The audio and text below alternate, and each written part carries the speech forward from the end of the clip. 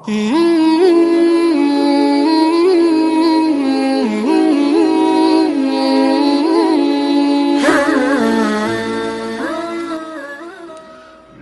لله رب العالمين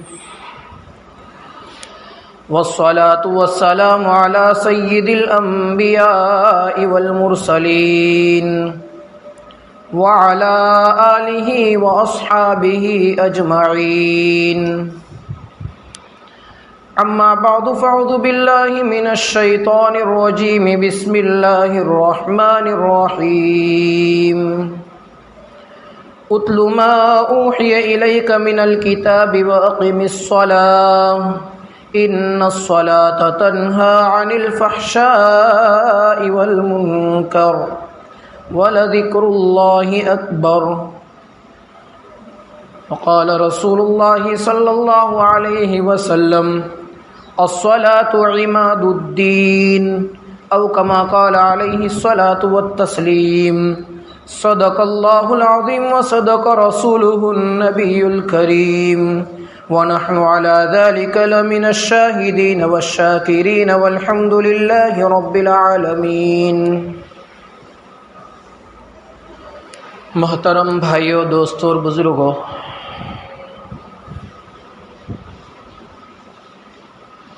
میں نے آپ حضرات کے سامنے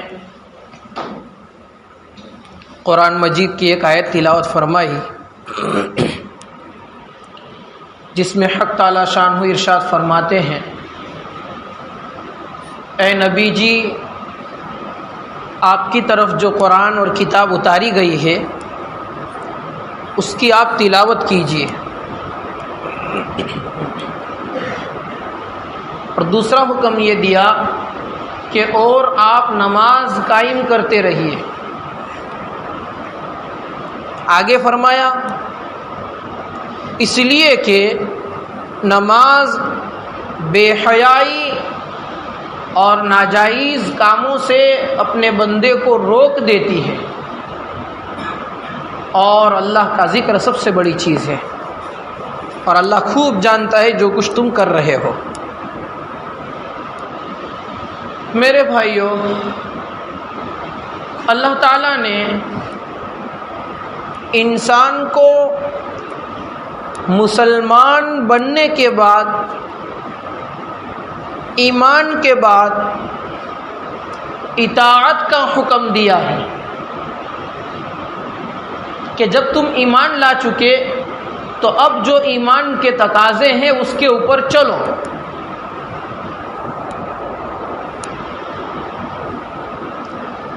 اور اطاعت کے اندر ایمان کے تقاضوں میں سب سے بڑا تقاضا، سب سے پہلا حکم ایمان کے بعد بندوں کو اللہ کی طرف سے نماز کا حکم ہے۔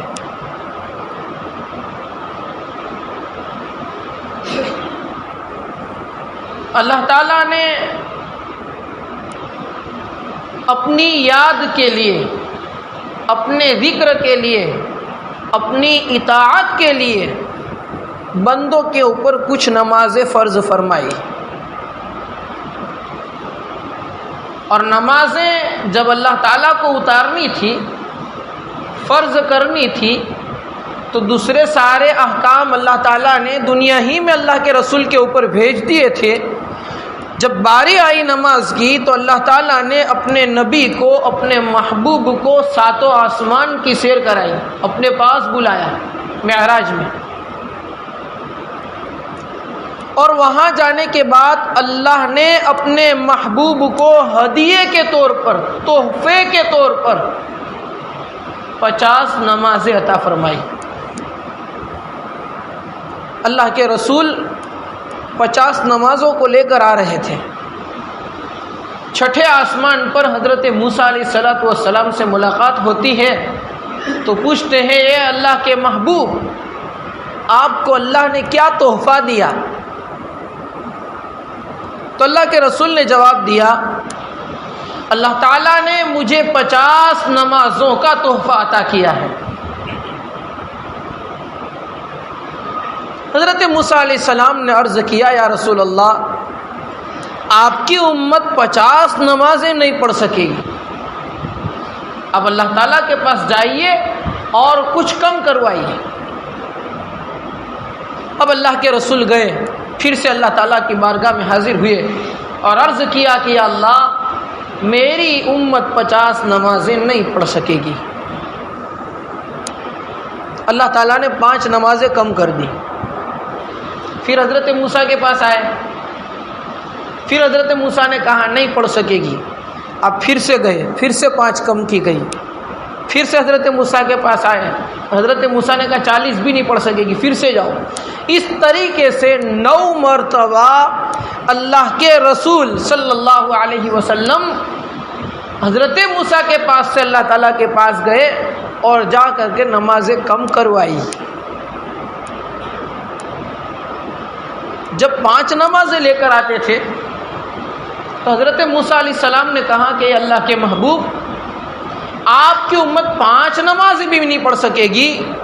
تو اللہ کے رسول صلی اللہ علیہ وسلم نے عرض کیا موسیٰ اب تو مجھے اللہ تعالیٰ کے پاس جانے میں شرم آتا ہے، اور دوسری بات یہ کہ میری امت کے پاس اللہ سے لینے کا صرف یہ ایک راستہ ہے، اگر اس سے بھی کم کروا لو تو میری امت کے پاس کچھ نہیں بچے گا۔ پھر اوپر سے اللہ تعالیٰ کی طرف سے اعلان ہو گیا من جاء بالحسنۃ فلہ 10 امثالها، جو 1 نماز پڑھے گا اس کو 10 کا ثواب، جو 5 پڑھے گا اس کو 50 کا ثواب دے دیا جائے گا۔ مطلب ثواب وہیں رکھا گیا، نمازیں کم کر دی گئی۔ کیوں؟ حضرت موسیٰ علیہ السلام نے اللہ کے رسول کو بار بار بھیجا کہ آپ جاؤ کم کراؤ، اس لیے کہ حضرت موسیٰ علیہ السلام کی قوم پر صرف 2 نمازیں فرض تھیں، ایک فجر کی اور ایک عصر کی، 2 نمازیں، اور دونوں میں 2 رکعتیں۔ اچھا، ان اگلی قوموں کی نماز میں قرآن جس طریقے سے اس امت پر قرآن اتارا گیا ہے، اور اس امت کے افراد 5 سال کے 4 سال کے بچے سے لے کر کے 80 سال کے بوڑھے تک سب حافظ قرآن ملیں گے جس کو قرآن یاد ہوگا۔ اگلی امتوں میں ایسی کوئی کتاب نہیں اتاری گئی تھی جس کو جو لوگ یاد کر سکیں۔ جو اگلی کتابیں تھی اس کا کوئی حافظ نہیں تھا، اس کو منہ پر یاد نہیں تھی، اس لیے اس کو قرآن آسمانی کتاب پڑھنے کی بجائے ان کو اللہ کا ذکر کرنے کا کہا گیا تھا۔ آپ کو نماز میں اللہ کا ذکر کرنا ہے۔ یہ صرف اسی امت کو ملا کہ آسمانی کتاب کے حافظ بھی آپ رہو گے اور آپ کو اسی کو قرآن کی تلاوت نماز کے اندر کرنا ہے، اور اس کے اوپر پھر اللہ تعالیٰ کی طرف سے اجر ثواب۔ دوسرا، اگلی امتوں کے اندر نماز کے اندر رکوع نہیں تھا، اللہ تعالیٰ نے اسی امت کو نصیب کیا ہے کہ رکوع بھی ہے، وہاں ڈائریکٹ سجدہ تھا۔ تو اللہ کے رسول صلی اللہ علیہ وسلم 5 نمازوں کا تحفہ لے کر کے ہمارے پاس آئے، اور اسی کو اللہ نے قرآن میں کئی جگہوں کے اوپر دہرایا ہے۔ 1450 سال ہو گئے قرآن کو اترے ہوئے، قرآن میں کئی جگہ پر اللہ تعالیٰ نے اقیم الصلاۃ کہا ہے، نماز قائم کرو۔ نماز قائم کرنے کا مطلب یہ ہوتا ہے کہ نماز کو ان کے وقت پر آگے پیچھے کر کے نہیں، نماز کو اس کے وقت پر پابندی کے ساتھ، کبھی پڑھا کبھی نہیں، یہ قائم کرنا نہیں ہے، پابندی کے ساتھ اپنی مرضی سے پڑھا یہ قائم کرنا نہیں ہے، سنت اور مستحبات کی رعایت کرتے ہوئے۔ جو نماز میں فرائض ہے، 13 فرائض ہے، 13 فرائض میں ایک فرض ہے اللہ اکبر کہہ کر نماز باندھنا، جس کو ہم کہتے ہیں تکبیر تحریمہ۔ یہ اللہ اکبر کہہ کر نماز کی جو رکعت باندھتے ہیں، اس اللہ اکبر میں اگر کسی بندے نے اللہ اکبر کہہ دیا تو اس کی نماز شروع ہی نہیں ہوگی۔ جب نماز شروع نہیں ہوئی تو پورا کرنا تو دور کی بات ہے، شروع ہی نہیں ہوگی۔ اللہ اکبر کا ترجمہ ہوتا ہے پہلے اللہ اکبر کا ترجمہ سن لے. اللہ اکبر کا ترجمہ ہوتا ہے اللہ سب سے بڑا ہے. اور اس کی بجائے اگر کسی نے اللہ اکبر پڑھا, اس کا ترجمہ ہوگا کہ کیا اللہ سب سے بڑا ہے؟ یوں بولنے والا سوال کرتا ہے. اس کا مطلب اس کو اللہ کی کبریائی میں, اللہ کی بڑائی میں شک ہے, اس لیے پوچھ رہا ہے. نماز شروع نہیں ہوگی. اسی طریقے سے اگر کسی بندے نے اللہ اکبر کر کے نماز شروع کی, اللہ اکبر, اس کا بھی ترجمہ ہوگا کیا اللہ سب سے بڑا ہے؟ یہ سوال ہوگا, نماز ہی شروع نہیں ہوگی. یہ تو صرف میں نے ایک فرض بتایا تکبیر تحریمہ کا. یہی حال دوسرا فرض قرات کرنا. ہم جو کھڑے ہو کر نماز پڑھتے ہیں اس میں الحمد کی صورت پڑھتے ہیں اور اسی کے ساتھ ساتھ قرآن کی دوسری صورت ملاتے ہیں. جو ہمیں یاد ہوتی ہے وہ پڑھتے ہیں. ان صورتوں کے اندر چونکہ وہ عربی زبان میں ہے قرآن اور ہم عربی کو جانتے نہیں ہیں, تو عربی زبان میں ایک خصوصیت ہے کہ ایک لفظ کی جگہ پر دوسرا لفظ پڑھ دیں گے تو معنی بدل جائے گا, ترجمہ بدل جائے گا. ہم جو چاہتے ہیں, اللہ جو چاہتے ہیں وہ معنی نہیں ہوگا, دوسرا ہو جائے گا. جیسے میں آپ کو مثال دوں, ہم نماز شروع کرتے ہیں تو بندہ پڑھتا ہے الحمدللہ رب العالمین. سب سے پہلے رکعت باندھنے کے بعد ثنا پڑھنے کے بعد یہ پڑھتا ہے الحمدللہ رب العالمین. اس کا ترجمہ ہوتا ہے تمام خوبیاں, جتنی خوبی اور تعریف ہو سکتی ہے وہ ساری خوبیاں اور تعریفیں اس اللہ کے لیے ہیں جو سارے جہانوں کا پالنے والا ہے. یہ الحمدللہ رب العالمین کا ترجمہ ہوگا. اگر اس کی بجائے الف لام ہا, ہا میں بڑی ہا ہے الحمد, اس کی بجائے کسی بندے نے الحمد پڑھا, ہا چھوٹی ہا پڑھا. الف با کی تختی میں دو ہا آتی ہے, ایک جیم کے بعد ہا آتی ہے, الف با تا سا جیم کے بعد ہا آتی ہے, وہ بڑی ہا ہے, اور ایک یا سے پہلے ہا آتی ہے, وہ چھوٹی ہا ہے. اگر بڑی ہا کی جگہ پر چھوٹی ہا پڑھ دیا الحمد, تو حمد کا ترجمہ ہوتا ہے پرانا پھٹا ہوا سڑا ہوا وہ کپڑا جو اکڑے کے اندر کوڑا کرکٹ ڈالنے کی جگہ پر پڑا ہو. یہ ترجمہ حمد کا ہوتا ہے, سڑی ہوئی چیز. اگر چھوٹی ہا سے ہم نے الحمدللہ رب العالمین پڑھا تو ترجمہ ہوگا یہ سڑی ہوئی چیز اللہ کے لیے ہے, وہ بھی ساری سڑی ہوئی چیزیں. یہ ترجمہ ہو جائے گا. کیا ہوگا ہماری نماز کا؟ یہ تو میں صرف فرائض بتا رہا ہوں. زبر زیر کی غلطی ہو جائے گی, نماز چلی جائے گی. قرآن میں اللہ تعالیٰ نے ایک جگہ پر فرمایا ہے وَقَتَلَ دَاوُودُ جَالُوتَ.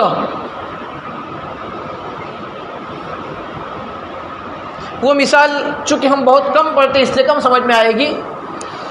جو زیادہ ہم پڑھتے ہیں اس کے اندر بھی بہت ساری ایسی مثالیں ملتی ہے کہ جس کے اندر زبر زیر کی غلطی کے اوپر بھی نماز کے فاسد ہونے کا خطرہ ہو جاتا ہے, نماز چلی جاتی ہے. اگر نماز فاسد ہو گئی تو ہم نماز کو قائم کرنے والے نہیں ہوئے جو اللہ کا حکم ہے. یہ میں نے 13 فرائض میں سے صرف 2 فرضوں کے بارے میں بتایا, ایک تکبیر تحریمہ کا, ایک قرات کا. اب ہم دیکھیں جس جگہ کے اوپر نماز پڑھتے ہیں وہ پاک ہے کہ نہیں, جس کپڑوں سے ہم نماز پڑھتے ہیں وہ کپڑے پاک ہے کہ نہیں, ہمارا وضو صحیح ہے کہ نہیں, پاکی کے ساتھ تو آنا ہے, وضو صحیح ہے کہ نہیں. وضو کے فرائض میں تو یہ ہے کہ بال کے برابر بھی ان جگہوں میں کہیں سوکھا رہ جائے گا تو وضو نہیں ہوگا. ناخن کے اندر ایسی چیز بھری ہے جو پانی نیچے پوروں کے اندر پہنچنے نہیں دیتا تو وضو نہیں ہوگا, نماز ہی نہیں ہوگی.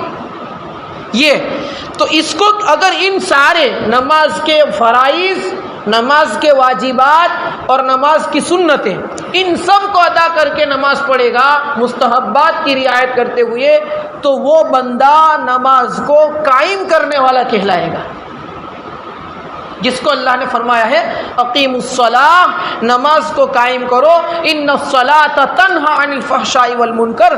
اگر ایسی نماز پڑھیں گے جو اللہ چاہتے ہیں، جو اللہ کے رسول والی نماز ہے، ایسی نماز پڑھیں گے تو بندہ کبھی گناہ کی طرف نہیں جائے گا۔ وہ نماز جو اللہ چاہتے ہیں ہم نے پڑھ لی، نہیں پڑھ سکتے ایسی بنانے کی کوشش کی تو بندہ، ہمارا بچہ یا بچی فاحش کاموں کی طرف، ایسے کام جو لوگوں کے سامنے ظاہر ہو جائے تو ہمیں سر نیچا کرنا پڑے، وہ ہمارا بچہ نہیں جائے گا، ہماری بچی نہیں جائے گی۔ شرط ہے کہ نماز پڑھے، اور ایسی نماز جو اللہ اور اللہ کے رسول صلی اللہ علیہ وسلم والی نماز چاہتے ہیں، اللہ کے رسول والی نماز۔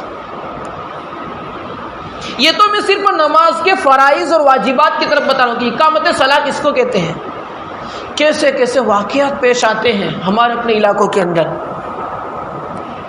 ابھی اس مہینے کے اندر 2 عجیب واقعے پیش آئے۔ ایک جگہ کے اوپر ایک عورت نے اپنے شوہر کی غیر موجودگی کے اندر دوسرے لڑکے کو، جس سے ان کا غلط تعلق تھا، اپنے پاس بلایا۔ محلے والوں نے اس کو دیکھ لیا اور پھر اس کے بعد مارا گیا اور ان کے ہاتھ پیر توڑ دیے گئے۔ یہ سب ہمارے معاشرے کے اندر، ہمارے محلوں کے اندر ایسے واقعات پیش آتے ہیں۔ بدکاری تک، غلط تعلق تک ہماری بچیاں پہنچ رہی ہیں۔ ایسے ایسے واقعات ہیں جو چونکہ برائی کی بات لوگوں کے سامنے بیان نہیں کرنی چاہیے، اس سے برائیاں پھیلتی ہیں، اس کو چھپا دیا جائے۔ یہی کام ہمارے نوجوانوں کو بھی کرنے کی ضرورت، جو موبائل چلاتے ہیں، ان کے پاس کوئی بری بات پہنچے اس کو وہیں سے ڈیلیٹ کر دو، آگے نہ بڑھاؤ۔ برائیوں کے چرچے کرنے سے برائیاں بڑھتی ہیں، گھٹتی نہیں ہیں۔ لوگوں کے دلوں میں اس برائی کی جو خرابی ہوتی ہے وہ ختم ہو جاتی ہے۔ اس لیے برائیوں کو ختم کر دو، اپنے پاس آئے اس کو دفن کر دو، آگے نہ بڑھاؤ۔ فلاں نے اللہ کے نبی کے بارے میں ایسا کہہ دیا، قرآن کے بارے میں ایسا کہہ دیا، فلاں نے ایسا بول دیا، علماء کے بارے میں ایسا کہہ دیا، یہ کہ ارے بھائی تم تک پہنچا، اس کو وہیں سے دفن کر دو، آگے مت بڑھاؤ۔ جتنی برائیوں کو آگے بڑھائیں گے اتنی برائیاں لوگوں کے اندر پھیلیں گی۔ میں عرض کر رہا تھا نماز کے اوپر کہ نماز کو قائم کرنے کا ہمیں حکم دیا گیا۔ اگر ہم نماز قائم کریں گے تو ناجائز کاموں سے ہم رک جائیں گے۔ دیکھیے اللہ تعالیٰ نے قرآن میں شیطان کا واقعہ کئی جگہ پر بیان کیا ہے۔ اس میں اللہ تعالیٰ نے عرض کیا ہے کہ شیطان نے ایک سجدہ کرنے سے منع کر دیا تھا۔ شیطان بننے سے پہلے اتنا بڑا عبادت گزار تھا کہ ان کو طاؤس الملائکہ کہا جاتا تھا، ملائکہ یعنی فرشتوں کا سردار کہا جاتا تھا۔ لیکن جب اللہ تعالیٰ نے اس کو حکم دیا کہ تو آدم علیہ السلام کے سامنے سجدہ کر، اس نے سجدہ کرنے سے منع کر دیا۔ ایک سجدے سے منع کرنے کی وجہ سے اللہ تعالیٰ نے اس کو 7 آسمان پر سے دھتکار کر کے جنت سے نکال دیا، اور ان کو یہ حکم دے دیا گیا وَإِنَّ عَلَيْكَ لَعْنَتِي إِلَى يَوْمِ الدِّينِ کہ تیرے اوپر قیامت تک میری لعنت رہے گی، اور قیامت کے دن تیرے لیے جہنم کا فیصلہ ہو جائے گا۔ ایک سجدے کے اوپر ہمیں اللہ تعالیٰ کی طرف سے، ہم مسلمانوں کو بار بار قرآن میں 1450 سال پہلے یاد دہانی کرائی گئی کہ نماز قائم کرتے رہنا۔ اے قرآن پڑھنے والوں، اے محمد پر ایمان لانے والوں، نماز قائم کرتے رہنا، بار بار کہا۔ پھر دوسرے نمبر پر دوسری دعوت اللہ تعالیٰ نے جاری کی کہ رمضان آتا ہے، روزوں کا اعلان نہیں ہوتا کہ تمہیں روزہ رکھنا ہے، حج کا اعلان نہیں ہوتا کہ جاؤ تم حج کرنے، کوئی اعلان نہیں کرتا، اللہ تعالیٰ کی طرف سے اعلان کا کوئی حکم نہیں ہے۔ لیکن ہاں جب نماز کا وقت آتا ہے تو جب بھی نماز کا وقت آتا ہے، ایک دن میں 5 مرتبہ، اور وہ بھی 1450-1500 سال سے برابر چل رہا ہے، ایک دن میں 5 مرتبہ جب بھی نماز کا وقت ہوتا ہے تو اللہ تعالیٰ کی طرف سے حکم ہے کہ پہلے اذان دے کر کے لوگوں کو اعلان کیا جائے کہ آ جاؤ، وقت ہو گیا ہے۔ وہ بھی ظہر عصر مغرب اور عشاء میں تو اللہ تعالیٰ نے صرف اتنا کہہ دیا الصلاۃ خیر من النوم کے ذریعے سے پکارا جائے، لیکن جب فجر کی بات آئی، فجر کی حی علی الصلاۃ اور حی علی الفلاح سے پکارا جائے 4 ٹائم میں، اور فجر کی نماز کی بات آئی، چونکہ لوگ غفلت کے اندر ہوتے ہیں، سو رہے ہوتے ہیں، ایسے وقتوں میں تو اعلان ہوتا ہے الصلاۃ خیر من النوم، نماز نیند سے بہتر ہے، آ جاؤ چھوڑ کر کے۔ یہ اعلان ہوتا ہے اللہ کی طرف سے، ہمارے واسطے اعلان ہوتا ہے، ہمیں بلایا جاتا ہے کہ آ جاؤ اللہ کے گھر کے اندر۔ اتنی بڑی دعوت دی جاتی ہے اذان کے ذریعے سے کہ اس اذان دینے والے کے لیے اللہ تعالیٰ نے بڑے درجے رکھے ہیں۔ حدیث شریف میں آتا ہے قیامت کے دن سب سے بڑی لمبی گردن والے ہوں گے مؤذنین، اذان دینے والے۔ قسطنطنیہ کی لڑائی کے اندر مؤذن جو تھا اذان دینے والا مسلمانوں کے لشکر کا، وہ زخمی ہو گیا تھا، تو لشکر کے سردار آپس میں بحث کرنے لگے، یہ کہتا میں اذان دوں، دوسرے کا نہیں میں اذان دوں گا، تیسرے کا نہیں میں اذان دوں گا۔ پھر آپس میں چٹھیاں اڑائی گئی، کرے ڈالے گئے، جس کا نام آیا اس نے اذان دی۔ بڑی فضیلت والی چیز ہے۔ اتنا بڑا اعلان اللہ تعالیٰ نے ہمیں دیا کہ ہر دن میں 5 مرتبہ میرے بندوں کو آگاہ کیا جائے اور بلایا جائے کہ آ جاؤ، اور نظام ایسا بنایا کہ ہندوستان کی اذان پوری ہوگی تو دوسرے ملکوں میں شروع ہو جائے گی، وہاں پوری ہوگی تیسرے ملکوں میں شروع ہو جائے گی، بالترتیب 24 گھنٹے اذان کا نعرہ چلتا رہتا ہے۔ لوگوں کو اللہ کی طرف بلایا جا رہا ہے کہ آ جاؤ پڑھ لو نمازیں۔ اور آج حال یہ ہو گیا ہے، خصوصاً ہمارے بر صغیر میں، ہمارے ہندوستان پاکستان میں اور قریب ممالک جو ہمارے، وہاں پر مسلمان نماز نہیں پڑھتے رواج ہو گیا ہے، نمازوں کو چھوڑنے کا۔ دوسرے ممالک ہے، ملیشیا ہے، ملیشیا، وہاں پر نوکری کرنے والی عورتیں، مرد نہیں کہہ رہا ہوں، عورتیں کہہ رہا ہوں، نوکری کرنے والی عورتیں اپنی آفس میں سے نماز کا ٹائم ہوتا ہے تو کھڑی ہو کر کے اپنی جگہوں کے اوپر جا کر نمازیں پڑھتے، کوئی نہیں چھوڑتا نماز۔ عرب کنٹری لے لو، بڑے عیاشی کے اندر زندگی گزار رہے ہیں عرب، راجا ہوتے ہیں راجا، وہ بھی نماز نہیں چھوڑتے ہیں، ان کی بھی مسجد میں 5 وقت کی نماز پڑھنے آتے ہیں۔ وہ وزیر، حکومت کے جج، حکومت کے کارکن، کلارک، پولیس، کوئی نماز نہیں چھوڑتی۔ نماز چھوڑنا عیب ہے۔ عبداللہ ابن مسعود رضی اللہ تعالیٰ عنہ کہتے ہیں اللہ کے نبی کے زمانے میں کوئی مسلمان کبھی بھی کوئی نماز نہیں چھوڑتا تھا، کسی کی ہمت نماز چھوڑنے کی نہیں ہوتی تھی۔ اسی لیے تو امام احمد ابن حنبل رحمۃ اللہ علیہ نے یہ مسئلہ بیان کیا ہے، اور اسی کو مانتے ہوئے سعودی کے ایک مفتی نے بھی فتویٰ دیا تھا، سعودی عرب کے مفتی نے، کہ اگر کوئی مسلمان 8 بجے نوکری پر جانا ہے اور اپنے موبائل کے اندر 7:30 بجے کا الارم رکھے کہ مجھے 8 بجے نوکری جانا ہے، اس نے 7:30 کا الارم رکھا، اور 6 بجے فجر ہے، الارم بھی نہیں رکھا، سوتا رہا، نماز نہیں پڑھی، تو اس کا ایمان ختم ہو جائے گا، وہ کافر ہو جائے گا، مرتد ہو جائے گا، اس کا نکاح بھی ختم ہو جائے گا۔ ہمارا یہ فتویٰ نہیں ہے، ہم تو امام ابو حنیفہ رحمۃ اللہ علیہ کی پیروی کرتے ہیں۔ امام صاحب نے بہت نرمی کی ہے، لیکن بہرحال بندہ گنہگار ہوتا ہے۔ قیامت کے دن سب سے پہلے نماز کی پوچھ ہوگی۔ نماز دین کا ستون ہے، پلور ہے، دین کی بنیاد نماز کے اوپر ہے، اور قیامت کے دن جن لوگوں نے نمازیں نہیں پڑھی ہوگی، اللہ کے رسول فرماتے اس کا حشر، ان کا اٹھنا ہی فرعون اور حامان اور مکہ کے کافر جو بڑے بڑے سر ان کے ساتھ ہوگا، اور جو نماز پڑھنے والے ہوں گے وہ نیک لوگوں کے ساتھ ہوں گے۔ آج دیکھو ہمارے لوگوں کا حال کیا ہو گیا ہے، ہمارے اطراف کے حال دیکھو، لوگوں کو کلمے تک یاد نہیں ہے، پہلے نمازیں چھوٹتی ہے، پھر اعمال چھوٹتے ہیں، اور اعمال چھوٹتے چھوٹتے یہاں تک نوبت آ جاتی ہے کہ لوگ کلمہ بھول جاتے ہیں۔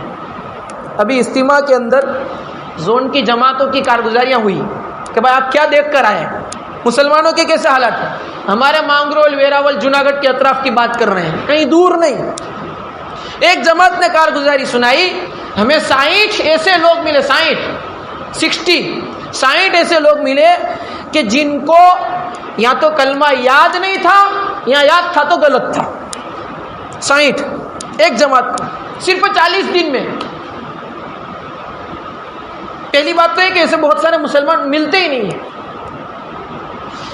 ایک جماعت نے سنایا ایک 55 سال کا بوڑھا تھا, ان کو 10 15 منٹ تک کلمہ پڑھاتے لیکن زبان پر مسلمان کو کلمہ ہی نہیں چڑھتا. یہ مسلمانوں کا حال ہے. تو یہ سن کر کے ہمیں تعجب ہوتا ہے کہ مسلمان کو کلمہ یاد نہیں. ہاں بھائیو, جب دین سے لوگ دور ہو جاتے ہیں تو اسی طریقے سے مسلمانوں کا حال ہو جاتا ہے. آپ دیکھیں ہمارے اپنے شہر میں بھی بہت سارے ایسے لوگ ملیں گے جس کو کلمہ صحیح یاد نہیں ہوگا.